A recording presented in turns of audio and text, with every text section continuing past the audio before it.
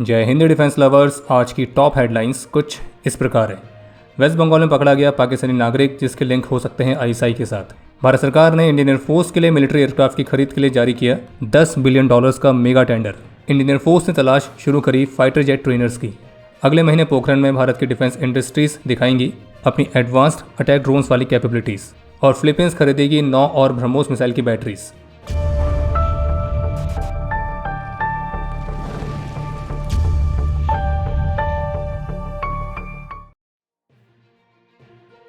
Waste Bengal STF ने भारत बांग्लादेश सीमा के पास से 2 लोगों को पकड़ा है और जिसमें से एक पाकिस्तानी नागरिक बताया जा रहा है जिसका नाम है राना रौफ उर्फ वहाब आलम और एक पाकिस्तान के फैसलाबाद का रहने वाला है और जिसे नॉर्थ 24 परगना जिले में स्थित बंगाउन से पकड़ा गया है। और ऑफिशियल्स के मुताबिक स्पेसिफिक इन्फॉर्मेशन पर एक्ट करते हुए एसटीएफ पर्सनल ने इस एरिया में सर्च कंडक्ट करी थी और इस दौरान इस रौफ को हिरासत में लिया गया था। और इन्वेस्टिगेटर्स को इस बात का शक है कि रौफ के लिंक पाकिस्तान की इंटेलिजेंस एजेंसी आईएसआई के साथ हो सकते हैं और इसलिए इसकी एक्टिविटीज़, इसकी कॉन्टैक्ट्स और भारत में इसकी मूवमेंट्स को एग्जामिन किया जा रहा है। और जो दूसरा व्यक्ति गिरफ्तार किया गया तो उसके रौफ के साथ डायरेक्ट कॉन्टैक्ट पाए गए और जो कि उसे कई अलग अलग तरीकों से मदद करता था, लेकिन वो दूसरा व्यक्ति कौन है उसकी आइडेंटिटी का खुलासा अभी तक नहीं किया गया है। बाकी इन्वेस्टिगेटर्स के मुताबिक ये जो रौफ है ये 2012 में नेपाल के थ्रू भारत में इलीगल तरीके से एंटर हुआ था और भारत में आना और फिर बाद में वेस्ट बंगाल में बसने से पहले वो कुछ समय तक नेपाल में भी रहा था। और जबकि रिपोर्ट्स में ऑफिशियल्स के हवाले से भी बताया गया कि ये देश में अलग अलग ट्रेन्स और इंडियन आर्म फोर्सेस की गतिविधियों पर भी नज़र रख रहा था। और एसटीएफ के एक ऑफिशियल का ये भी कहना है कि हम ये भी पता लगाने की कोशिश कर रहे हैं कि वो किस तरह की जानकारी इकट्ठा कर रहा था और क्या वो जानकारी देश के बाहर किसी को भेजी जा रही थी या नहीं। बाकी जो दूसरा व्यक्ति है उससे भी पूछताछ की जा रही है ताकि ये पता लगाया जा सके कि रऊफ के साथ उसका कितना गहरा संबंध था और क्या इसमें कोई और भी शामिल था।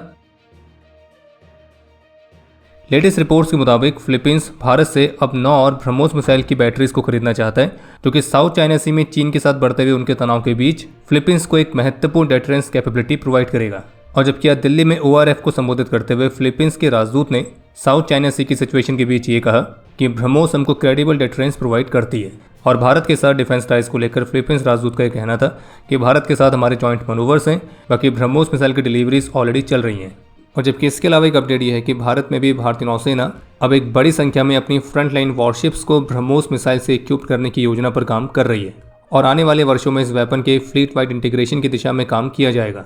और जबकि इंडिया टुडे की रिपोर्ट में सोर्सेज के हवाले से बताया गया है कि पिछले 1 साल में 6 से ज़्यादा ब्रह्मोस कैपेबल वॉरशिप्स नेवी की फ्लीट में शामिल हुई हैं और जिससे कुल संख्या लगभग 20 तक पहुंच गई है। और अब सभी नए कमीशन होने वाली वॉरशिप्स ब्रह्मोस सिस्टम से ही लैस होती हैं और जो मौजूदा वॉरशिप्स हैं उन पर भी यही काम चल रहा है। और 2030 तक नेवी की सभी प्रमुख वॉरशिप्स ब्रह्मोस से इक्विप्ड हो जाएंगी।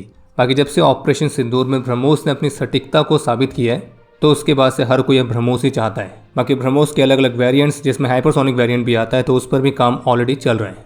बाकी उम्मीद है कि 2030 के अंत तक नेवी के पास करीब 200 से अधिक वॉरशिप्स होंगी जो कि ब्रह्मोस मिसाइल को फायर करने के लिए तैयार होंगी। अगले महीने पोखरण के फायरिंग रेंजेस में भारतीय वायुसेना एक बहुत ही स्पेशल इवेंट को कंडक्ट करेगी और जिसमें स्पेशली स्वदेशी अनमैन्ड सिस्टम्स वाली कैपेबिलिटीज को शोकेस किया जाएगा, जिसमें one way attack drones, long range की loitering munitions, swarm drones, cargo UAVs, तो ये अलग अलग सिस्टम्स देखने को मिलेंगे। और इन क्षेत्रों में जो भारत की डिफेंस इंडस्ट्रीज हैं वो अपनी स्वदेशी कैपेबिलिटीज को विशेष रूप से शोकेस करेगी। और जो इंडियन एयरफोर्स है वो 1000 किलोमीटर से अधिक की रेंज वाले ड्रोन्स को भी एग्जामिन करेगी। और इस दौरान सर्विलेंस और इंटेलिजेंस गैदरिंग के लिए UAVs, casualty evacuation, cargo delivery, तो इनके लिए लॉजिस्टिक ड्रोन्स, तो इन्हें भी शोकेस किया जाएगा। और लॉन्ग रेंज सिस्टम्स और स्वार्म ड्रोन्स, तो इन पर जो फोकस है वो विशेष रूप से रहने वाला है। और ये इवेंट जिस जगह पर हो रहा है वो पाकिस्तानी बॉर्डर से केवल 270 किलोमीटर की दूरी पर है और ये सितंबर के तीसरे सप्ताह के लिए शेड्यूल किया गया है। इसके अलावा एक अपडेट ये है कि भारतीय सेना ने अपनी फ्रंट लाइन असॉल्ट राइफल्स के लिए इमेज इंटेंसिफिकेशन वेपन साइट्स और थर्मल इमेजिंग साइट्स की खरीद के लिए आरएफआई जारी करी है।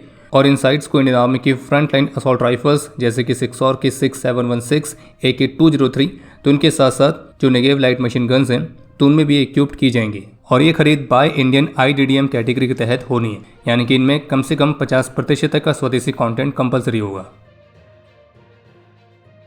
भारतीय वायुसेना ने करीब 150 स्टेज 3 फाइटर जेट ट्रेनर की खरीद के लिए आरएफआई जारी करी है और 5 अक्टूबर 2026 तक इस आरएफआई के लिए रिस्पांस मांगा गया है। जिन्हें नहीं पता उन्हें बता दें कि भारतीय वायुसेना की जो फ्लाइंग ट्रेनिंग होती है वो 3 स्टेजेस में डिवाइड होती है, स्टेज 1, स्टेज 2 और स्टेज 3।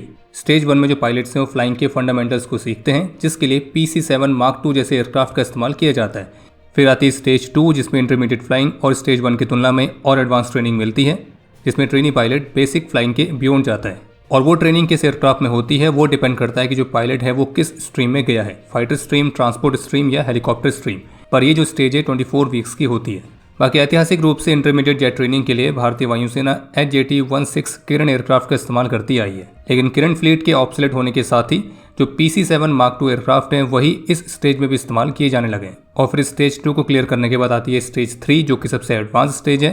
और इस स्टेज को क्लियर करने के बाद जो ट्रेनीज हैं वो ऑपरेशनल फ्लाइंग के लिए असाइन किए जाते हैं। कहने का मतलब ये कि स्टेज 3 में जो ट्रेनीज हैं वो एक प्रॉपर फाइटर पायलट की तरह ऑपरेट करना सीखते हैं। और इस स्टेज 3 के एडवांस ट्रेनिंग के लिए आमतौर पर हॉक Mark 132 एयरक्राफ्ट का इस्तेमाल किया जाता था, पर चूंकि अभी एयरक्राफ्ट भी पुराने हो चुके हैं तो इसलिए अब इनके रिप्लेसमेंट के तौर पर इंडियन एयरफोर्स को नए फाइटर जेट ट्रेनर्स की रिक्वायरमेंट है। और इसके लिए यहाँ पे विदेशी और स्वदेशी दोनों ही ऑप्शंस उपलब्ध हैं जो कि इस प्रोग्राम के लिए संभावित रूप से कॉम्पीट करेंगे। और इनमें शामिल है इटली का M346 मास्टर, साउथ कोरिया के T-50 सीरीज के एयरक्राफ्ट और भारत की तरफ से HL का ब्रांड न्यू स्वदेशी ऑप्शन HLFT-42। HLFT-42 जिसमें HLFT की फुल फॉर्म में Hindustan lead in fighter trainer, तो इसका जो स्केल मॉडल है वो सबसे पहले एरो इंडिया शो 2023 में अनवील किया गया था। और ये वही एयरक्राफ्ट है जिसके टेल पर हनुमान जी की पिक्चर थी जो काफ़ी वायरल हुई थी। अब ये जो खरीद परियोजना शुरू की गई है तो इसके लिए जो RFP है वो दिसंबर 2027 तक रिलीज किए जाने की उम्मीद है, और जिसमें कॉन्ट्रैक्ट के 60 महीनों के अंदर एयरक्राफ्ट की डिलीवरीज भी की जाएंगी। और अगर इस वाली टाइमलाइन को देखा जाए तो फिर HL का जो HLFT-42 है तो उसके इस प्रोग्राम में सिलेक्ट होने के चांसेस बेहद ही कम जैसे लग रहे हैं, क्योंकि ये जो एयरक्राफ्ट है ये अभी तक कोई भी फ्लाइंग एयरक्राफ्ट नहीं है। इसका केवल एक स्केल मॉडल ही एरो इंडिया में दिखाया गया था और उसके बाद से इसमें कोई प्रोग्रेस है या नहीं है उसका कोई भी अपडेट नहीं है, और ना ही ऐसे स्टेज पे पहुंचा है जहां पे इंडियन एयरफोर्स को डायरेक्टली चुन ले। और एक महत्वपूर्ण बात यह भी है कि इस खरीद के माध्यम से इंडियन एयरफोर्स इस बात की भी उम्मीद कर रही है कि ये जो नया एयरक्राफ्ट है ये बेसिक और इंटरमीडिएट ट्रेनिंग और फाइटर्स जैसे कि रफाल, तेजस Mark 1A, अपकमिंग तेजस Mark 2 और एमका, तो इनके गैप को फिल करे। लेकिन HLFT-42 की टाइमलाइंस अभी कंफर्म नहीं है। बाकी इंडियन एयरफोर्स को कोई सिंपल सा हॉकर रिप्लेसमेंट नहीं चाहिए, बल्कि इंडियन एयरफोर्स की रिक्वायरमेंट और ज़्यादा एडवांस है। इंडियन एयरफोर्स को ऐसा एयरक्राफ्ट चाहिए जिसमें fly by wire, modern class cockpit, air to air and air to ground training, network centric operations, embedded virtual avionics, embedded electronic warfare simulation, missile seeker simulation, secure data link, 360 degree full motion dome simulator के साथ integration, live virtual constructive training environment, अगर pilot control lose करे तो उसमें automatic recovery capability हो, नाविक, GPS, GLONASS इन सभी navigation से इक्विप्ड हो, 0-0 इजेक्शन सीट्स हो, और इस तरह के और भी कई एडवांस फीचर्स। और इस मामले पर द यूनियन एक्सप्रेस की रिपोर्ट में सोर्सेज के हवाले से बताया गया है कि नए एयरक्राफ्ट की ज़रूरत सिर्फ पुराने एयरफ्रेम की वजह से नहीं है, बल्कि इसलिए भी है कि जब से हॉग एयरक्राफ्ट सर्विस में आया है तब से कॉम्बैट का एनवायरनमेंट काफ़ी बदल चुका है। और अब जो मॉडर्न फाइटर जेट्स हैं वो नेटवर्क वाले सेंसर्स, इलेक्ट्रॉनिक वॉरफेयर, लंबी दूरी की मिसाइल और ज़्यादा एडवांस डेटा लिंक पर निर्भर करते हैं। और इसलिए इंडियन एयरफोर्स अब चाहती है कि ये सभी कैपेबिलिटीज़ ट्रेनिंग एयरक्राफ्ट में भी हो। आज भारतीय रक्षा मंत्रालय ने इंडियन एयरफोर्स के लिए 60 मल्टी रोल ट्रांसपोर्ट एयरक्राफ्ट की खरीद के लिए 1 लाख करोड़ रुपीस तक की कीमत वाला टेंडर जारी कर दिया है। और ये जो टेंडर है मल्टीपल इंडियन कंपनीज को इशू किया गया है, जिसमें टाटा और महिंद्रा के साथ HL भी है। महिंद्रा डिफेंस ने ब्राजीलियन फर्म एम्ब्रियर के साथ पार्टनरशिप कर रखी है, जिसमें वो C390 मिलेनियम एयरक्राफ्ट को ऑफर कर रहे हैं। टाटा ने पार्टनरशिप कर रखी है लॉकहीड मार्टिन के साथ और वे ऑफर कर रहे हैं C130 जो कि ऑलरेडी इंडियन एयरफोर्स की सर्विस में मौजूद भी है। और रही बात HL के ऑफर की, तो इस लेटेस्ट रिपोर्ट में तो HL का क्या ऑफर है वो तो मेंशन नहीं किया गया, लेकिन संभावित रूप से अगर HL इस रेस में है तो वो रशिया के पार्टनरशिप के साथ रशियन ओरिजिन के इल्यूशन Il-276 को प्रपोज कर सकती है। और ये वो एयरक्राफ्ट है जिसे पहले भी भारत और रशिया ने संयुक्त रूप से मिलकर विकसित करने की कोशिश करी थी, लेकिन वो प्रोग्राम आगे नहीं बढ़ पाया था और कॉलेप्स हो गया था। बाकी ANI की रिपोर्ट के मुताबिक आज जो टेंडर जारी किया गया है उसके मुताबिक इस प्रोग्राम में जो 60 एयरक्राफ्ट लिए जाने उनमें से 20% फ्लाई वे कंडीशंस के तहत लिए जाएंगे और बाकी के भारत में 60% से अधिक के स्वदेशी कंटेंट के साथ मैन्युफैक्चर होंगे। यानी कि 12 एयरक्राफ्ट डायरेक्ट लिए जाएंगे और बाकी के 48 भारत में मैन्युफैक्चर होंगे। और इस मीडियम ट्रांसपोर्ट एयरक्राफ्ट प्रोग्राम के माध्यम से इंडियन एयरफोर्स की जो एक्चुअल रिक्वायरमेंट है तो उसके मुताबिक एयरफोर्स को ऐसा एयरक्राफ्ट चाहिए जो कि 18 से 30 टन तक की पेलोड क्लास में आता हो, जिससे एयरफोर्स अपने AN-32 एयरक्राफ्ट की फ्लीट को रिप्लेस कर सके और वो टैक्टिकल और मीडियम रेंज एयरलिफ्ट भूमिका में इस्तेमाल किया जा सके। यानी कि एक बड़े साइज़ के और एक छोटे साइज़ के ट्रांसपोर्ट एयरक्राफ्ट के बीच के गैप को फिल करने वाला है। बाकी इसके अलावा एक अपडेट यह है कि भारतीय वायुसेना ने मलेशिया के सुबांग एयरबेस पर रॉयल मलेशियन एयरफोर्स के साथ बायलैटरल एक्सरसाइज उदार शक्ति 2026 को कंडक्ट किया है। और इस एक्सरसाइज में भारतीय वायुसेना की तरफ से रफाल फाइटर्स ने पार्टिसिपेट किया है, जबकि रॉयल मलेशियन एयरफोर्स की तरफ से उनके 2 Su-30 MKM, 2 FA-18D हॉर्नेट और A-400M एटलस एयरक्राफ्ट तो ये भी पार्टिसिपेट कर रहा है। वैसे आपको बता दें कि एयरबस का जो A400M एटलस एयरक्राफ्ट है तो संभावित रूप से ये भी इंडियन एयरफोर्स के इस मल्टी रोल ट्रांसपोर्ट एयरक्राफ्ट वाले प्रोग्राम के लिए ऑफर किया जा सकता है। हालांकि A400M 37 टन तक की क्लास में आता है, जो कि इस प्रोग्राम की स्टेटेड रिक्वायरमेंट से ज़्यादा है, लेकिन ये कुछ एडिशनल कैपेबिलिटीज़ भी ऑफर कर सकता है। बाकी ये जो उदार शक्ति एक्सरसाइज इसमें दोनों देशों के एयरफोर्सेस ऑपरेशन लर्निंग पर फोकस करेंगी और एक दूसरे के साथ अपनी अपनी बेस्ट प्रैक्टिसेस को एक्सचेंज करेंगी। बाकी एक अपडेट ये है कि आज ट्रेनिंग फ्लाइट के दौरान टर्किश एयरफोर्स का एक F-16 एयरक्राफ्ट क्रैश हुआ है और टर्की के रक्षा मंत्रालय के मुताबिक एयरक्राफ्ट का जो पायलट था वो सेफली इजेक्ट होने में कामयाब रहा था और उसने इस क्रैश को सर्वाइव किया है। बाकी क्रैश किस वजह से हुआ है तो उसकी जांच चल रही है। इसके अलावा एक अपडेट ये है कि अभी कुछ ही दिनों पहले महाराष्ट्र के पुणे डिस्ट्रिक्ट में एक प्राइवेट कंपनी का ट्रेनर एयरक्राफ्ट क्रैश हुआ था। तो इस वाले इंसिडेंट को लेकर जो पाकिस्तान के प्रोपेगेंडा हैंडल्स हैं वो एक फॉल्स क्लेम फैलाने का प्रयास कर रहे हैं और जिसमें वो ये क्लेम कर रहे हैं कि जो क्रैश है इसमें इंडियन एयरफोर्स का एयरक्राफ्ट क्रैश हुआ है, बल्कि फैक्ट ये है कि ये क्रैश एक प्राइवेट कंपनी के ट्रेनर एयरक्राफ्ट का था, जिसके बारे में 9 अगस्त को ऑलरेडी मीडिया रिपोर्ट सामने आ गई थी। और जबकि जनता को मिसलीड करने के लिए मणिपुर और थाईलैंड की पुरानी वीडियो क्लिप्स को भी पाकिस्तानी प्रोपेगेंडा अकाउंट्स के द्वारा सोशल मीडिया पर फैलाया जा रहा है और उसको ऐसे प्रेजेंट किया जा रहा है कि ये भारत चीन बॉर्डर एरिया की वीडियोज़ हैं। तो इस तरह के फर्जी प्रोपेगेंडा से सावधान रहें और औरों को भी सावधान करें। बाकी अब समय है आज के इतिहास का। आज के दिन 2017 में जम्मू कश्मीर में अपने अदम्य साहस और वीरता का परिचय देते हुए नायब सूबेदार जगराम सिंह तोमर, सिपाही जी सुमेध वामन और सिपाही इलिया राजा पी ने अपना सर्वोच्च बलिदान दिया था। आज के दिन सन 2000 में जम्मू कश्मीर के राजौरी में कैप्टन शेखर घोष वीर गति को प्राप्त हुए थे और इन्हें मरणोपरांत शौर्य चक्र से सम्मानित किया गया।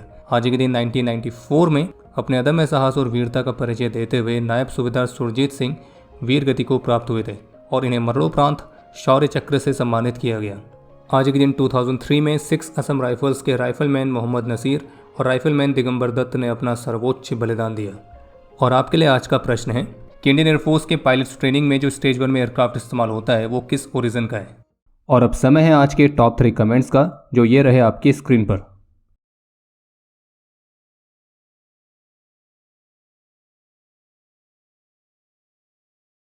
उम्मीद है आपको आज का एपिसोड पसंद आया होगा। पसंद आया तो वीडियो को लाइक करना ना भूलें। आपके कोई भी सुझाव या सवाल हो तो उसके लिए कमेंट सेक्शन ओपन है। और अगर आप डिफेंस रिलेटेड और भी एक्सक्लूसिव कंटेंट में दिलचस्पी रखते हैं तो आज ही प्ले स्टोर से डिफेंस स्क्वाड की सुपर ऐप को डाउनलोड करना ना भूलें। और अगर आप चैनल पर पहली बार आए हैं तो squadron.in पे जाके हमारे नए डिज़ाइंस को भी चेकआउट जरूर करें। बाकी जल्द मिलेंगे नए एपिसोड के साथ। तब तक के लिए जय हिंद, जय भारत।